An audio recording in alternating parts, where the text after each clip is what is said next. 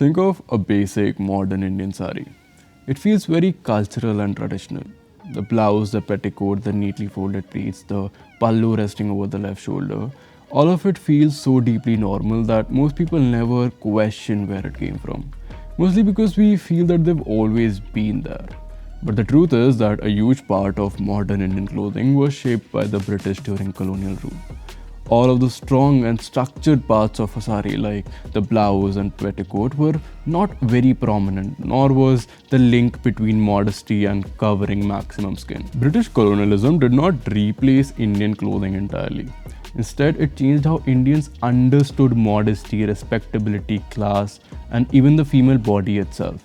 And nowhere is this transformation more visible than in the history of the sari. If this sounds interesting to you, make sure that you watch the video till the very end, and we also have a special something for you, so stay tuned for that as well. Before colonial rule, saris across India looked completely different from what we recognize today.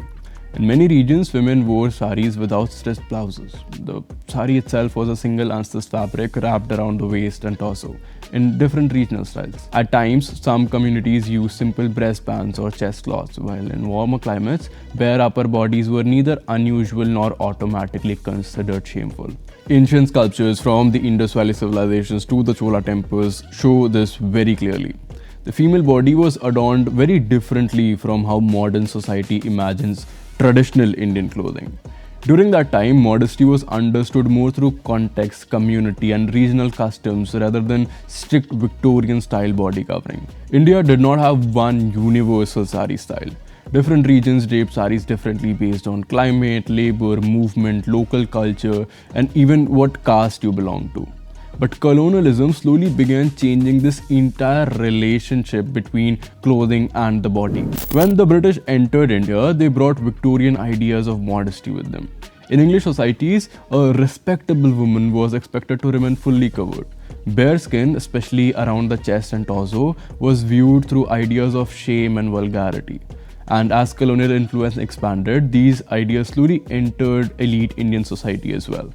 The sari itself was never put under shade, but the way it was worn began changing. Covering the body became associated with education, courteousness, and social status. And this created a major cultural shift.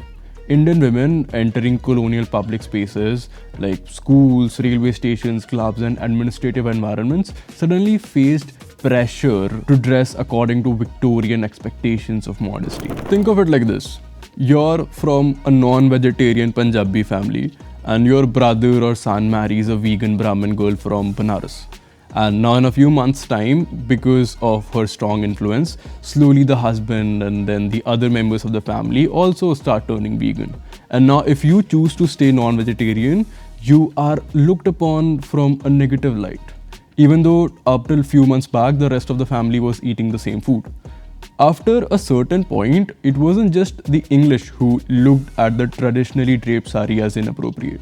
Even Indian people, especially people from urban societies, grew similar opinions. And this pressure eventually transformed the sari itself. By the way, if you're liking this video so far, please consider subscribing. It doesn't cost you anything, but it really helps our content reach a wider audience. One of the biggest turning points came through Gyananandani Devi in the late 19th century. We've talked about her in a previous video as well. According to popular accounts, she was denied entry into an English club in Bombay because she wore a traditional sari without a blouse. In response, she began adapting elements from Parsi draping styles and Victorian tailoring to create a new version of sari dressing.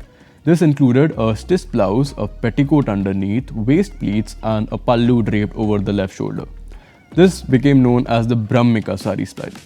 What is fascinating is that this style was not originally created as some ancient Indian tradition. It was an alteration because of these British expectations. But slowly, urban upper-class Indian women began adopting it because it allowed them to move freely through colonial public society without looking alien and while still appearing culturally Indian. And over time, this colonial adaptation became normalized across the country. And today, this is the standard sari which most people recognize. Everyone always talks about the negative impact that the British had over our culture. But the next bit is one of the few rare examples where they accidentally did something good. Because colonial clothing politics were not experienced by everybody equally. And despite the overall damage that the British caused to Indian textile culture, this is one of the few moments where colonial influence indirectly helped challenge an oppressive local system. In Travancore, present-day Kerala, lower caste women from communities like Nadars and Azawas were historically forbidden from covering their chests in public, while upper caste women had that social privilege. This system was enforced through humiliation, violence, and even taxation systems like the infamous breast tax. Clothing here was not just fashion, it was a blatant case of caste oppression. But when Christian missionaries and colonial influence introduced Victorian ideas of modesty, some lower caste women began adopting upper garments and English-style jackets while working in the fields and public spaces. But when these women demanded the right to cover themselves publicly, violent backlash followed.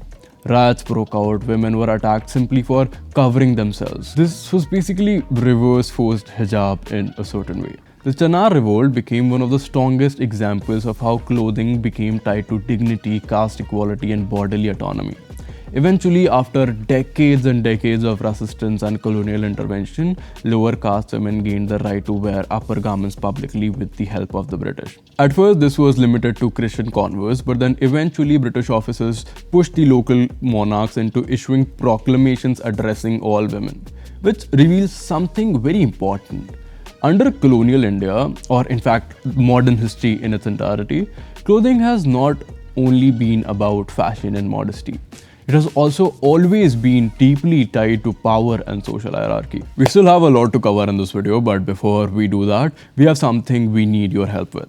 We at Sutanshtu are trying to build a community of people who think of sarees as more than just a garment. And we're also working on a special project for our audience, but we cannot do this just by ourselves. And so we need your help with it. In the description, you'll find a link to join our WhatsApp channel where you can put in your thoughts and inputs on our videos and upcoming projects. So if that sounds cool to you, make sure you check that out. Well, yes, the British did have a few rare wins, but at the same point of time, colonialism was devastating India's textile industry economically. Before colonial rule, India was the world's largest textile producer. Indian cotton, muslins and silks dominated global markets for centuries. But colonial economic policies destroyed the system.